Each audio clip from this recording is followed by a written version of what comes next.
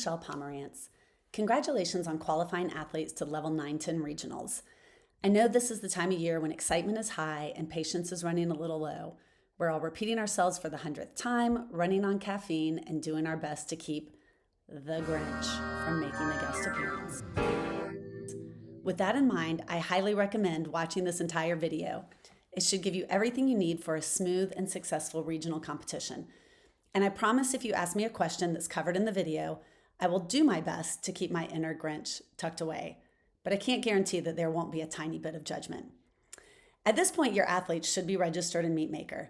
If you have not already done so, please fill in all of your athlete sizes based on your GK leotard, jacket, and legging sizes. All their leotards and warm-ups will be ordered based on these sizes. Athletes are expected to wear all of their Region 8 apparel as assigned at Easterns and Nationals. If you have a high school senior, please double check that the senior box in MeetMaker was marked so that we can recognize them at regionals.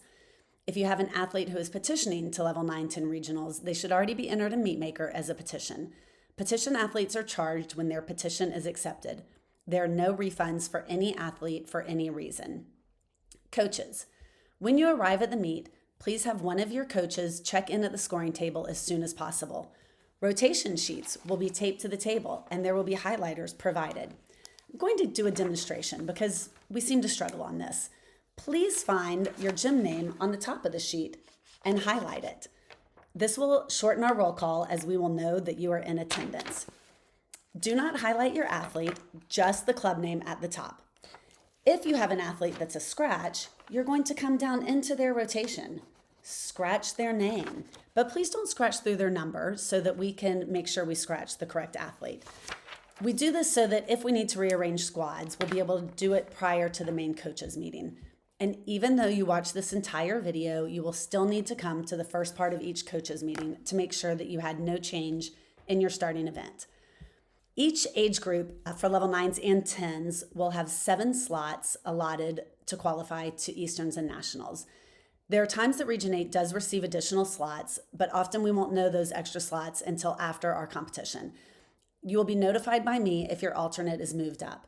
It is very important to have your alternates go to the apparel room and also to make sure their sizes are listed in MeetMaker as well. I will enter all qualified athletes for Easterns and Nationals into USA Gym meet reservations. You will receive a confirmation email from USA Gymnastics. If you get this email and any of your athletes or coaches are missing or need to be taken off, please let me know as soon as possible. This year, the Tim Rand Legends Fund is generously covering the entry fees for all Level 10 athletes headed to Nationals, which is incredible. Unfortunately, they are not able to cover Level 9 Easterns this year. As you've probably noticed, every time you buy literally anything, costs have gone up across the board. On top of that, the evolving meet formats allow us to send more athletes than before, which is amazing for opportunity and a little less amazing for the budget. So, what does this mean for you? Some state committees have been able to absorb these costs and cover their athletes' entries. Gold star to them. If your state is not one of them, you will need to come prepared with a check to pay your entry fee at the conclusion of your competitive weekend. For my young friends, yes, an actual check, like the kind you write with a pen. No tapping your phone, no waving your watch, just a good old-fashioned signature. Wait, what was that? What did you say? How can they help? I'm so glad you asked. The Tim Rand Legends Fund is a nonprofit dedicated to supporting our Region 8 athletes, and they truly make a difference. If your club, your families, or even you personally would like to contribute, donations are always greatly appreciated. You can also join us at the Hall of Fame banquet and auction at Region 8 Congress in Atlanta. It's a good time for a great cause. You can also donate items to the auction. Think meet entries if you host, camp or clinic spots, gift cards, or any type of gymnastics item is great. Attending training camp is also another way to continue to support the Tim Rand Fund. We'll now resume our previously scheduled PSA. For your coaches that are going to Easterns or Nationals, if they're different than the coaches at regionals, please let me know so that we can get that changed on their meet reservation. You, yourself, can add or make changes to the coaches on meet reservation until the sanction is closed. All coaches of qualified athletes must fill out the coach's apparel form before you leave the meet site. Coaches must wear Region 8 apparel at Easterns and Nationals or your state will be fined. All apparel and competition information is in the apparel room. Please do not go to the apparel room when athletes are in the room.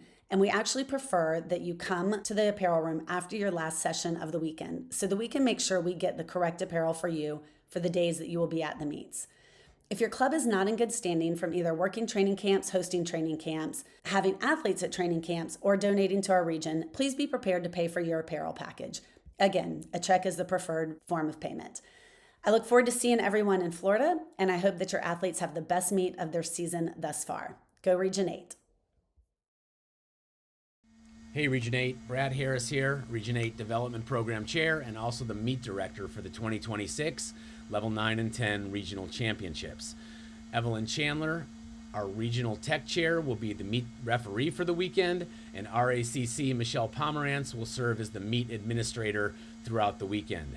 There will be a representative from Meet Authority who will be in charge of scoring and sound. There will also be several state chairs at the facility throughout the weekend to also help with any questions that you may have.